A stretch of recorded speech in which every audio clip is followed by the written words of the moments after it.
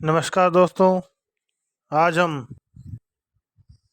भारत में मुगल काल किस प्रकार का था, कहाँ से कहाँ तक था और किस मुगल शासक ने कितना शासन किया था, इसके बारे में हम अध्ययन करेंगे।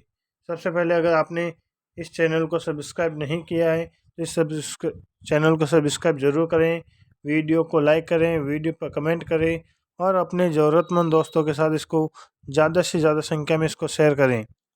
तो शुरुआत करते हैं हम मुगल काल के बारे में।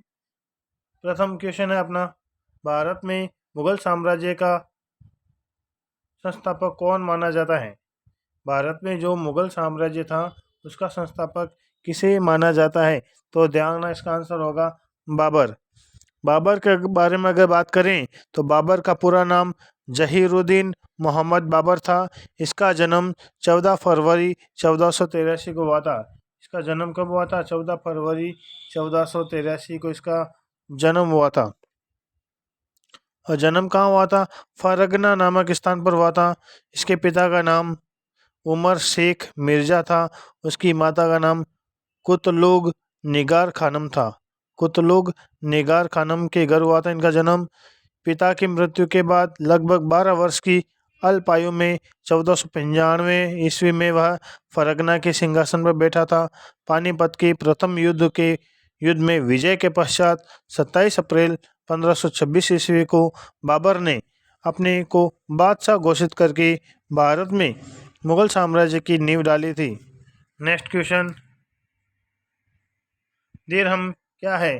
दिरहम क्या है? तो ध्यान रखना, इसमें दो ऑप्शन सही होंगे। एक तो ये तांबे के सिक्के को भी दिरहम कहा जाता है, चांदी के सिक्के को भी दिरहम कहा जाता है। तो ध्यान रखना, इसमें दूसरा और तीसरा ऑप्शन दोनों सही माने जाएंगे, क्योंकि तांबे के सिक्के को भी दिरहम कहा जाता है, चांदी के सिक्के को भी दिरहम कहा जाता है। तो मध्यकाल में चांदी के सिक्के को दिरहम और सोने के सिक्के की बात करें तो सोने के सिक्के को दीनार कहा जाता है और तांबे के सिक्के को दाग भी कहते हैं और दिरहम भी कहते हैं। नेक्स्ट क्वेश्चन, शेषा सूरी का अंतिम अभियान किस शासक के विरुद्ध था? शेषा सूरी का अंतिम अभियान यह किस शासक के विरुद्ध था? तो ध्यान है, ये कालिंजर का जो शासक था उसके खिलाफ था। कालिंजर के किले पर आक्रमण करते समय दुर्घटना हो गई थी शेषा सूरी के साथ, यानी कि इसके बारूद विस्फोट हो गया था। इस कारण शेषा सूरी की 22 मई 1545 ईस्वी को शेषशाह का निधन हो गया था। नेक्स्ट क्वेश्चन, किस युद्ध को जीतने के बाद शेषशाह ने दिल्ली में अफगान सत्ता की स्थापना की थी? किस युद्ध को जीतने के बाद शेषशाह ने दिल्ली में अफगान सत्ता की स्थापना की थी? तो ये बिलग्राम का युद्ध था। बिलग्राम का युद्ध जीतने के बाद इसने अपनी सत्ता की स्थापना की थी। तो बिलग्राम युद्ध की अगर बात करें तो 1532 ईस्वी में शेरशाह ने गोमती नदी के तट पर स्थित दोराहा या देवरा नामक स्थान पर अफगान विद्रोहियों को परास्त किया गया। 26 जून 1539 ईस्वी को चौसा के युद्ध में निजाम नामक बिस्ती ने हुमायूं की जान बचाई थी।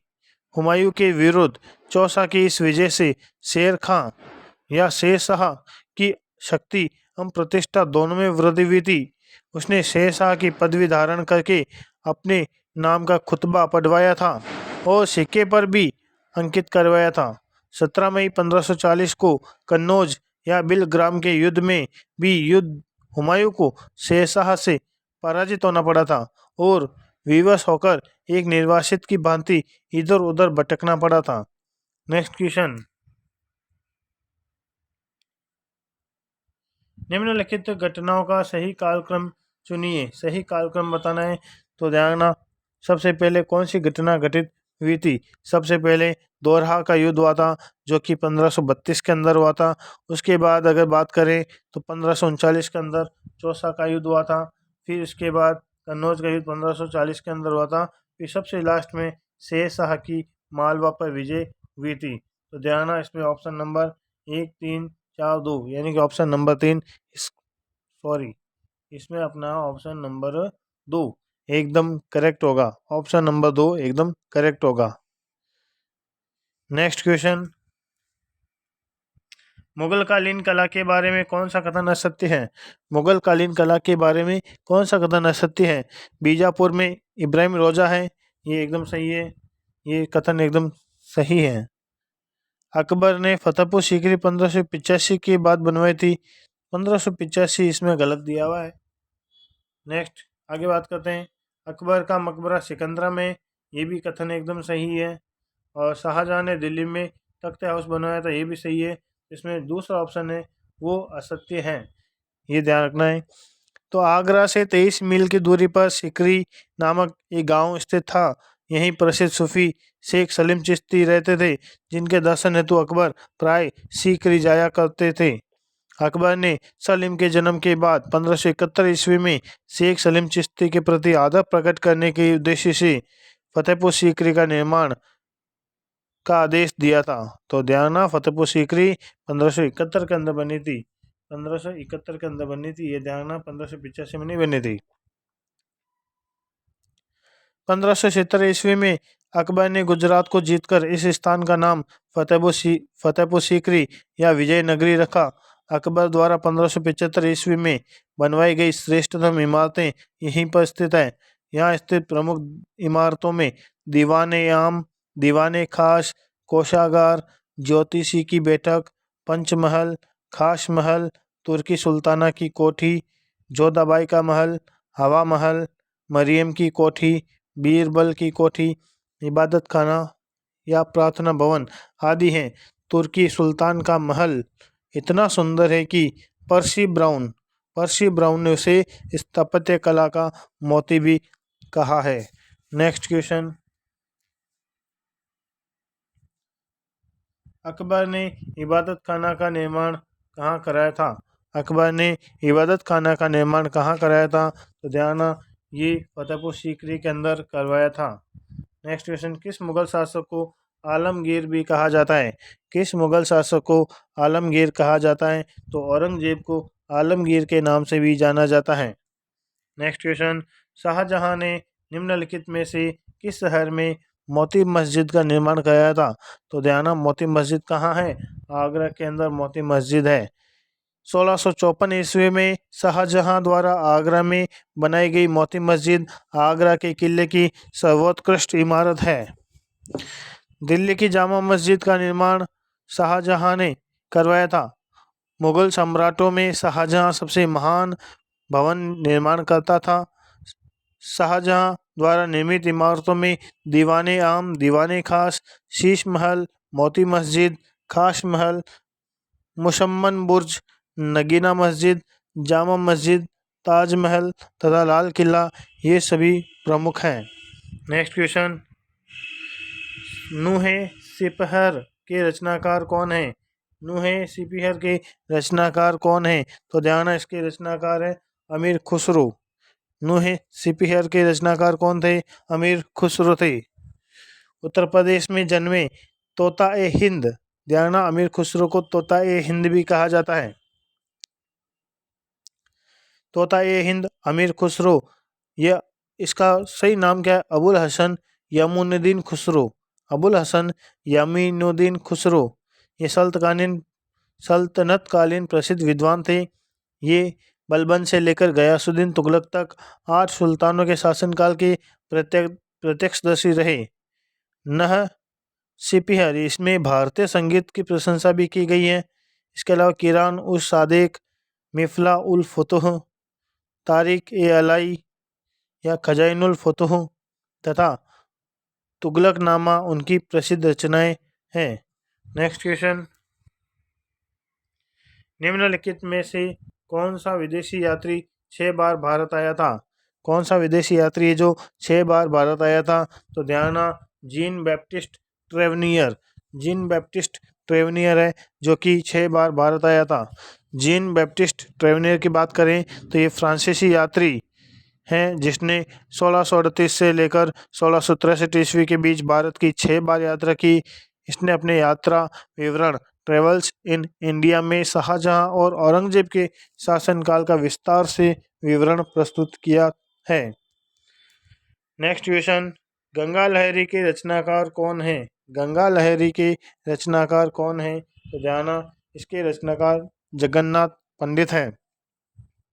शाहजहां के दरबारी कवि पंडित जगन्नाथ ने रस गंगाधर एवं गंगा लहरी की रचना भी की थी। नेक्स्ट क्वेश्चन, आईने अकबरी में अबुल फजल ने मनसबदारों की कितनी श्रेणियों का उल्लेख किया है? मनसबदारियों की कितनी श्रेणियों का उल्लेख किया है? तो टोटल 66 श्रेणियों का उल्लेख किया है। अकबर के दरबारी लेखक अबुल फजल ने आईने अकबरी में 66 मनसबों की श्रेणियों का उल्लेख किया है, लेकिन वह केवल 33 मनसबदारों का ही विवरण देता है। मनसबदार शब्द का प्रयोग ऐसे व्यक्तियों के लिए होता था जिन्हें कोई मनसब यानी कोई सरकारी हैसियत अथवा पद मिलता था।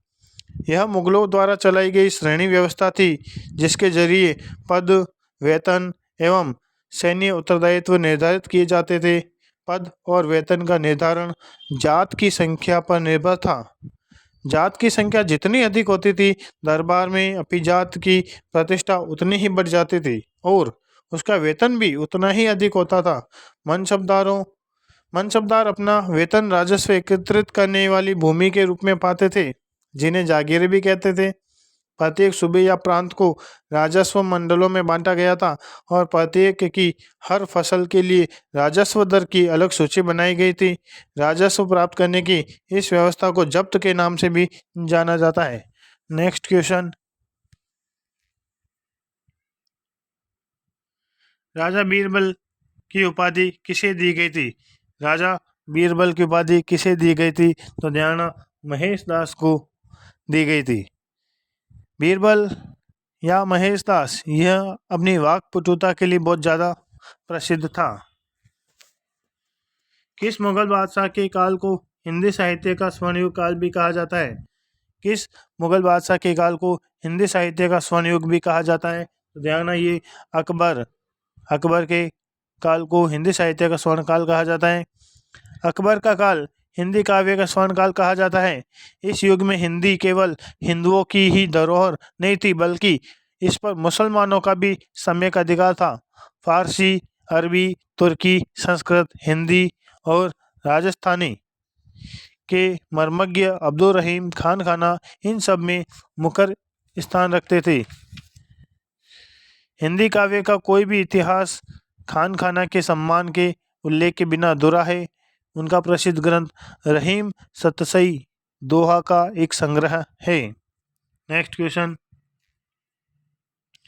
आरामबाग अधोलिखित किस मुगल बादशाह ने बनवाया था? आरामबाग अधोलिखित किस मुगल बादशाह ने बनाया था? तो ध्यान, आरामबाग का निर्माण बाबर के द्वारा कराया गया था। तो ये ध्यान, कब कराया गया था? ये 1528 के अंदर बाबर के द्वारा आगरा के अंदर इसका निर्माण कराया गया था। नेक्स्ट क्वेश्चन, भारत में चार बाग शैली का प्रथम मकबरा कौन सा है? भारत में चार बाग शैली का प्रथम मकबरा कौन सा है? हुमायूं का मकबरा है। भारत में चार बाग शैली का प्रथम मकबरा हुमायूं का मकबरा है। हाजी बेगम ने अपने पति हुमायूं के मकबरे का निर्माण दिल्ली के दीन पनाह में 1564 ईस्वी में करवाया था। इस मकबरे का नक्शा मीरक मेजा गियास, जो कि एक ईरानी वास्तुकार था, इसने तैयार किया था। श्वेत संगमरमर से बना यह भारत का प्रथम दोहरे गुंबद वाला मकबरा है। इस मकबरे की परिध एक बाग की रचना हुई है, जिस कारण इसे भारत में चार बाग शैली का पहला बाग मकबरा माना जाता है। नेक्स्ट क्वेश्चन, हुमायूं नामा किसने लिखी थी? हुमायूं नामा किसके द्वारा लिखी गई थी? तो ध्यान, ये गुलबदन बेगम के द्वारा लिखी गई थी। गुलबदन बेगम बाबर की पुत्र थी। उसका जन्म 1523 ईस्वी में हुआ था। उसकी मृत्यु 1603 ईस्वी में हुई थी। उसने अपनी प्रसिद्ध रचना हुमायूं नामा में ऐतिहासिक विवरण लिखे। अकबर उसका बहुत सम्मान करता था। गुलबदन बेगम ने स्वयं लिखा है कि उसने अकबर के आदेश पर बाबर और हुमायूं का इतिहास अपनी स्मृति से लिखा था। गुलबदन बेगम ने अपनी इस रचना में हुमायूं और कामरान के मध्य युद्ध का वर्णन भी किया है। नेक्स्ट क्वेश्चन, विश्व शांति का विचार किस मुगल शासक ने आगे बढ़ाया था? विश्व शांति का विचार किस मुगल शासक ने बढ़ाया था? तो ध्यान रखना, इसमें अकबर होगा। अकबर पहला मुस्लिम शासक था जिसने इस बात का अनुभव किया है कि मुगल साम्राज्य की सुदृढ़ता के लिए भारत की बहुसंख्यक हिंदू जनता का सहयोग प्राप्त करना नितांत आवश्यक है। उसने हिंदू मुस्लिम समुदायों को राष्ट्रीय एकता के सूत्र में बांधने का प्रयास भी किया था। इस कारण अकबर को राष्ट्र सम्राट स्वीकार किया गया था। नेक्स्ट क्वेश्चन, अकबर काल में भू राजस्व व्यवस्था की एक प्रसिद्ध नीति जिसका नाम है आईन दहसाला पद्धति किसके द्वारा निर्मित की गई थी? तो ये किसके द्वारा निर्मित की गई थी? तो ध्यान है, ये टोडरमल के द्वारा निर्मित की गई थी। टोडरमल की अगर बात करें तो टोडरमल ने भू राजस्व के क्षेत्र में ख्याति अर्जित की थी। अकबर ने अपने शासन के 24वें वर्ष यानी 1580 में आईन दहसाला, जिसे टोडरमल बंदोबस्त भी कहा जाता है, नामक एक नई कर प्रणाली को शुरू करके मुगल कालीन व्यवस्था को स्थायी स्वरूप प्रदान किया था। इस प्रणाली का वास्तविक प्रणेता टोडरमल था। इसी कारण इसे टोडरमल बंदोबस्त भी कहते हैं। इस समय टोडरमल अर्थ मंत्री था और उसका मुख्य सहायक ख्वाजा शाह मंसूर भी था। इस प्रणाली के अंतर्गत अलग अलग फसलों के पिछले 10 वर्ष के उत्पादन और उसी समय के उनके प्रचलित मूल्यों का औसत निकालकर उस औसत का 1/3 हिस्सा राजस्व के रूप में वसूला जाता था। नेक्स्ट क्वेश्चन, अकबर की राजस्व व्यवस्था उसके अधिकारी के नाम से जानी जाती थी, उसका नाम क्या था? तो ये टोडरमल ही था। नेक्स्ट क्वेश्चन, दीन इलाही की शुरुआत किसके शासनकाल में की गई थी? दीन इलाही की शुरुआत किसके शासनकाल में हुई थी? तो ये ध्यान रखना, ये अकबर के शासनकाल के समय ही हुई थी। अकबर ने 1582 ईस्वी में तौहीद ए इलाही या दीन इलाही की स्थापना की थी। इसके अंतर्गत अकबर ने सभी धर्मों के मूल सिद्धांतों को सम्मिलित करके इसे सर्वमान्य बनाने का प्रयास किया था। दीन इलाही मानव में वास्तव में सूफी सर्वेश्वरवाद पर आधारित एक विचार पद्धति थी। विंसेंट स्मिथ के अनुसार दीन इलाही अकबर की भूल का स्मारक था, बुद्धिमानी का नहीं। यह बात विंसेंट स्मिथ ने कही थी अकबर के बारे में। नेक्स्ट क्वेश्चन, निम्नलिखित में से कौन सा अकबर का समकालीन शासक था? कौन सा अकबर का समकालीन शासक था? तो ध्यान रखना, अकबर का शासन ब्रिटेन की रानी एलिजाबेथ प्रथम थी। ब्रिटेन की रानी एलिजाबेथ प्रथम थी जो अकबर के समकालीन थी। इंग्लैंड की रानी एलिजाबेथ प्रथम का समकालीन भारतीय राजा अकबर था। ज्ञातव्य है कि दिसंबर 1600 ईस्वी में ईस्ट इंडिया कंपनी की स्थापना के समय इंग्लैंड की रानी एलिजाबेथ थी। भारत में उस समय अकबर 1556 से 1605 तक अकबर का शासन था। एलिजाबेथ प्रथम का काल 1533 से 1603 ईस्वी तक था। नेक्स्ट क्वेश्चन,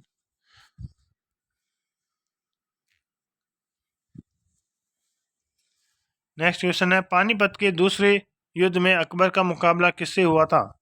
पानीपत के दूसरे युद्ध में अकबर का मुकाबला किससे हुआ था? तो ये हेमू से हुआ था। हेमू, ध्यान, अकबर का संरक्षक था बैरम खां। तो अकबर ने बैरम खां के संरक्षण में अफगान शासक मोहम्मद आदिल शाह के प्रधानमंत्री हेमू को पानीपत के दूसरे युद्ध में 5 नवंबर 1556 को पराजित किया था। 5 नवंबर 1556 को पराजित किया था। नेक्स्ट क्वेश्चन, मराठों एवं अफगानों को मनसबदारी प्रथा में शामिल करने वाला प्रथम मुगल शासक कौन था?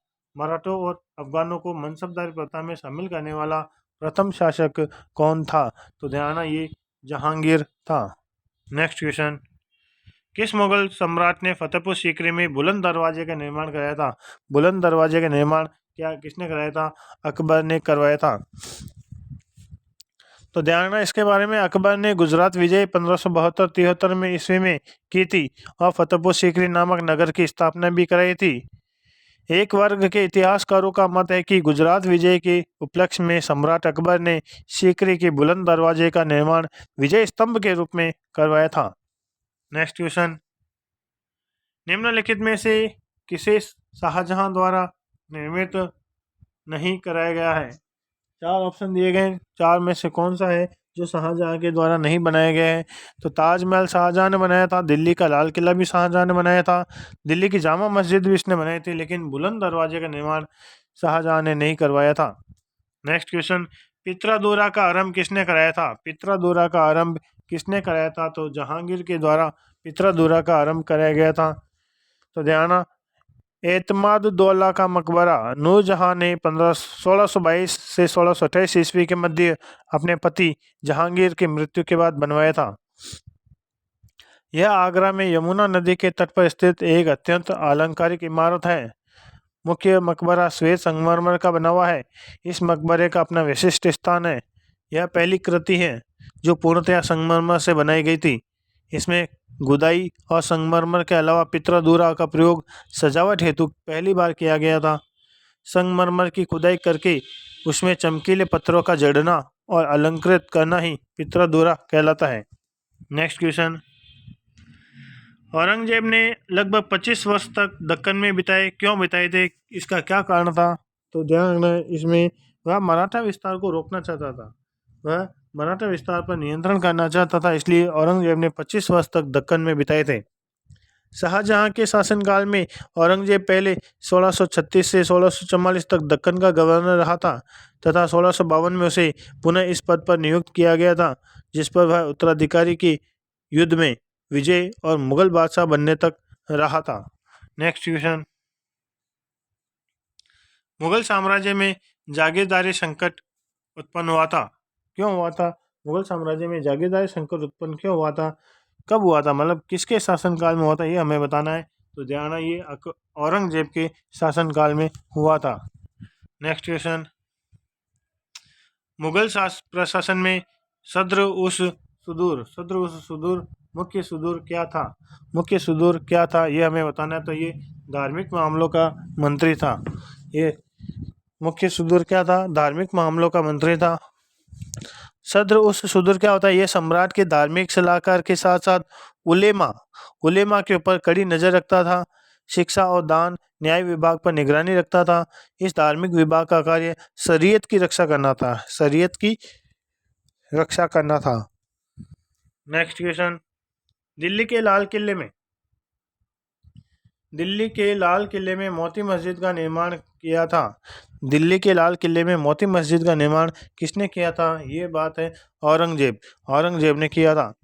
दिल्ली के लाल किले में अंदर औरंगजेब ने संगमरमर की एक मस्जिद जिसे मोती मस्जिद कहते हैं, इसका निर्माण करवाया था। नेक्स्ट क्वेश्चन, मुगल काल में मुगल काल में केंद्रीय वित्त मंत्री को क्या कहा जाता था? मुगल काल में केंद्रीय वित्त मंत्री को क्या कहा जाता था? तो ध्यान से दीवान ए आला के नाम से जाना जाता था। दीवान ए आला, दीवान को वजीर भी कहते हैं या वित्त मंत्री भी कहते हैं। दीवान, वजीर और वित्त मंत्री तीनों एक ही शब्द हैं। यह वित्त विभाग या राजस्व विभाग का अध्यक्ष होता था तथा वह शाही खजानों का प्रबंधक होता था। इसे शाहजहां के समय में विशेष स्थान प्रदान कर दीवान ए कुल कहा गया। अन्य मंत्रियों को दीवान कहा जाता था। नेक्स्ट क्वेश्चन, मुगल प्रशासन के दौरान सेना की मुखिया को किस नाम से जाना जाता था? सेना के मुखिया को क्या कहा जाता था? उसे मीर बख्शी के नाम से जाना जाता था। मुगल काल में मीर बख्शी सैन्य विभाग का प्रधान था।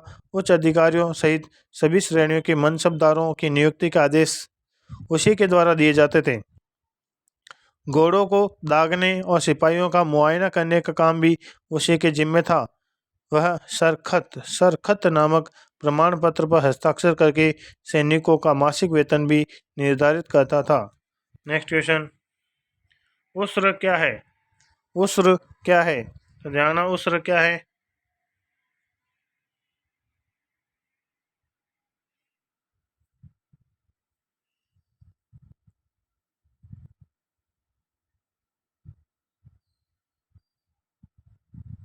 आ गया क्वेश्चन।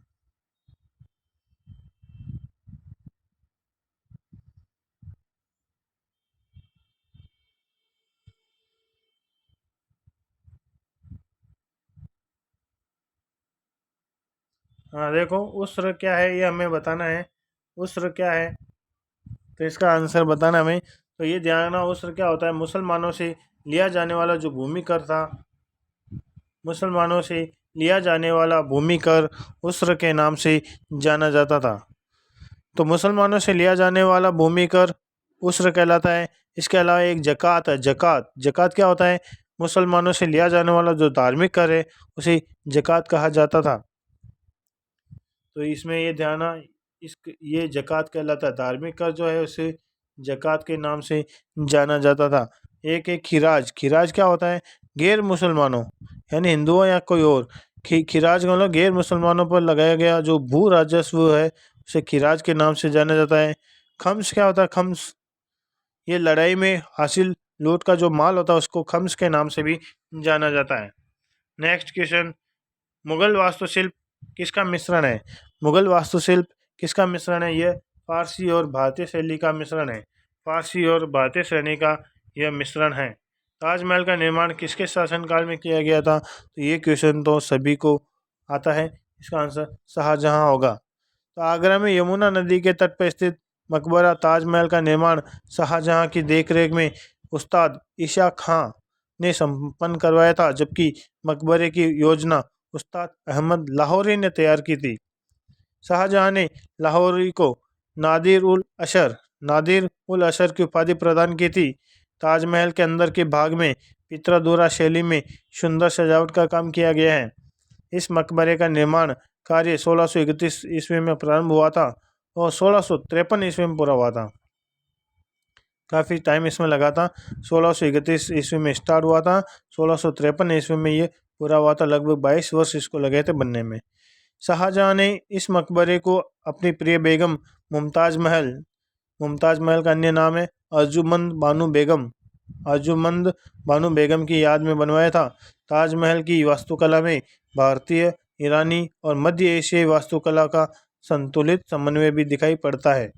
नेक्स्ट क्वेश्चन, मुगल शासन प्रणाली में दीवान ए तन नामक अधिकारी का क्या कार्य था। दीवान ए तन नामक अधिकारी का क्या कार्य था, तो ये वेतन संबंधी जितने मामले होते थे उनको ये देखने का कार्य करता था। अकबर ने वजीर पर नियंत्रण रखने के लिए दीवान ए तन की नियुक्ति की थी, जो नकद वेतन के लिए काम करता था। नेक्स्ट, वीडियो को पूरा देखने के लिए आपका बहुत बहुत धन्यवाद। अगर आपने इस चैनल को अभी तक सब्सक्राइब नहीं किया है तो चैनल को जल्द से जल्द सब्सक्राइब करें, वीडियो को लाइक करें, वीडियो पर कमेंट करके बताएं वीडियो कैसा लगा है, और अपने ज़रूरतमंद दोस्तों के साथ इसको शेयर ज़रूर करें। एक बात और, वीडियो को मतलब चैनल को सब्सक्राइब करने के साथ साथ पास में एक बेल आइकन भी बना हुआ है, उस बेल आइकन को ज़रूर प्रेस करें ताकि जैसे ही मैं वीडियो अपलोड करूँ तो उसका नोटिफिकेशन आपको जल्द से जल्द प्राप्त हो जाए। Thank you very much. जय हिंद, जय भारत।